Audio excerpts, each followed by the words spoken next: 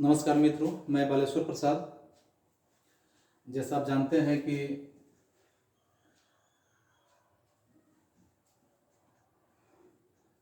आज हम जो बताने जा रहे हैं वह आपके वर्ग नवम का संस्कृत विषय है और इस संस्कृत विषय का प्रथम पाठ पहला पाठ है।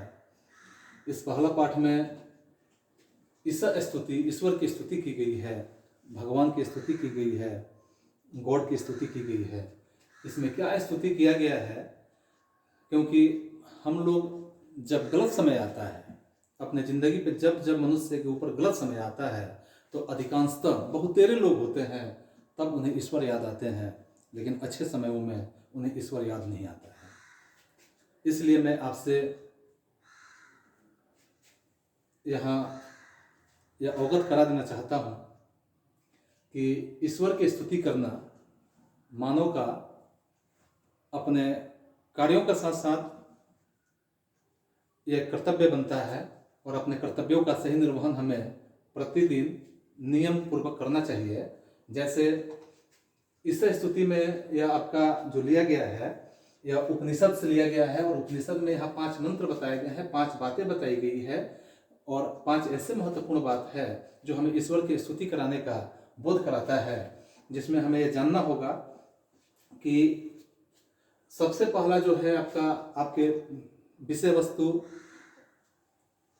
का जो आपका नोटबुक है, नोटबुक में आप अध्ययन कर रहे हैं तो नोटबुक में भी इसे देखते चलें कि जो पहला श्लोक जो है तैत्तिरीय उपनिषद से लिया गया है और तैत्तिरीय उपनिषद में यह बताया गया है कि पहले श्लोक के माध्यम से यतो वाचो निर्वर्तन्ते अप्राप्त मनसा स आनंद ब्राह्मणो विद्वान नचि भेति कुतस्म। अर्थात जहाँ से हम सीधे कह सकते हैं कि जहाँ से मन के जो भी विकार होते हैं, मन की बातें होता है, वह भी जाके और वहाँ से वापस लौट के चली आती है। मन के विकार जब जाते हैं और वापस लौट के चले आते हैं और आनंद रूपी जो ब्रह्म होता है उस ब्रह्म का बोध कराने वाले विद्वान किसी भी हालत में, किसी भी स्थिति में भयग्रस्त नहीं होते हैं। तो इसको हम खंड बाई खंड करके देखेंगे कि जहाँ से मन की जो बातें होती है, मन की जो बातें होती है, मन की बातें वह भी निर्वर्तन्ते वापस फिर लौट के चली आती है और आनंद ब्राह्मणों यानी वैसे ब्रह्म की ज्ञानी, वैसे विद्वान सबसे ज्यादा आनंदित होते हैं, हमेशा वो खुशहाल होते हैं, आनंदित होते हैं। न चिभेति कुशस्य, कभी किसी से वो भयभीत नहीं होते हैं और जो भयग्रस्त नहीं होता है वह हमेशा आगे ही बढ़ता है। इसलिए भयग्रस्त वही नहीं हो सकता है जो ईश्वर में अपना आस्था और विश्वास बना कर रखें। इसके बाद यहाँ दूसरा जो दिया गया है बृहणाकोपनिषद से लिया गया है। इसमें जैसे कहा गया है कि अस्तो मां सदगम्या तमसो मां ज्योतिर्मय मृतो मां अमृतम गम्य। आप सीधे शब्दों में इसको समझ सकते हैं, देख रहे हैं कि अस्तो मां सदगम्या, मुझे असत्य से अस्तो मां सदगम्या, मुझे असत्य से सद रास्ते पे, अच्छे रास्ते पे गमन कराने का प्रयास करे। हे ईश्वर, मैं जब असत्य रास्ते पे हूं तो मुझे सही रास्ते पे सदगम्या, सही रास्ते पे ले चलने का प्रयास करें। तमसो मां ज्योतिर्गम्या, अगर मैं अंधकार की तरफ हूं तो मुझे प्रकाश की तरफ ले चलने का प्रयास करें। ज्योति जहाँ पे है, जहाँ प्रकाश है, प्रकाशमान है, उधर आप मुझे अंधकार से प्रकाश की तरफ ले चलने का प्रयास करें। मृत्यु आत्मा अमृतम गम्यम, यह हर कोई चाहता है कि हम मरे नहीं, हम आजीवन जिंदा ही रहे, लेकिन यह संभव नहीं है। फिर भी हम मृत आत्मा अमृतम गम्यम, हमारी आत्माएं हैं, हमारा विचार है, हमारी कुछ कार्यशैली इस प्रकार की हो कि वो हमेशा अमृत ही बना रहे। हे ईश्वर, आप मुझे मृत आत्मा की तरफ से हटा के मुझे अमृत यानी मुझे मृत्यु के तरफ से हटा के अमृतत्व की तरफ ले चलने का प्रयास करें। फिर यहाँ देखिए श्लोक 3 में जो दिया गया है, एको देव सर्वभूतेषु गूढ़ सर्वव्यापी सर्वभूता अंतरात्मा कर्माध्यक्षम सर्वभूतादिवास साक्षी चेता केवलम निर्गुणस्य।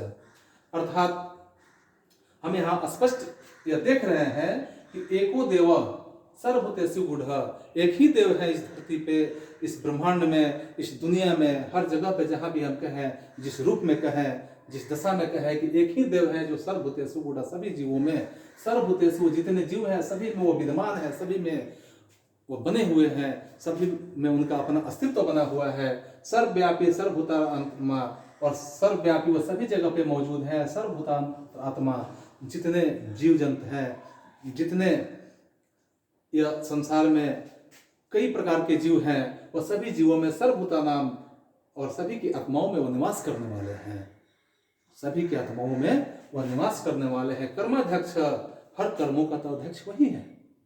जितना हम जो भी कर्म कर रहे हैं, वह हम सोते हैं, जगते हैं, उठते हैं, बैठते हैं, पढ़ते हैं, जो भी कर्म करते हैं, दुनिया का जो भी कर्म हम करें, और सभी कर्मों के तो अध्यक्ष वही है। सर्वभूताधिवास, जितने जीव जंतु हैं सभी में तो अधिवास वही करते हैं, सभी में निवास वही करते हैं। साक्षी चेता केवलम निर्गुणस्य।